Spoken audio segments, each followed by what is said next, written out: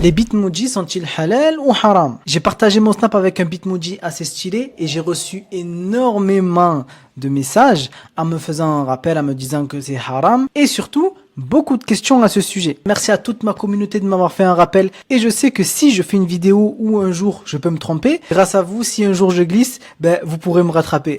Premièrement, pour le sujet du bitmoji, c'est catégorique. Il est haram de reconstituer une forme humaine avec laquelle il y a une âme, c'est-à-dire tout ce qui est animaux et tout ce qui est être humain. À partir du moment où il y a un visage avec toutes les caractéristiques de la création d'Allah, c'est un manquement dans le tawhid, dans l'unicité d'Allah, et surtout ça peut s'apparenter à du shirk. Le prophète sallallahu alayhi wa sallam a dit, Allah a dit, qui serait le plus injuste que celui qui tente de créer comme ma création. Et de plus, l'ange Jibril alayhi salam a dit au prophète sallallahu alayhi wa sallam que les anges ne rentraient pas dans les maisons s'il y avait des images affichées et des chiens.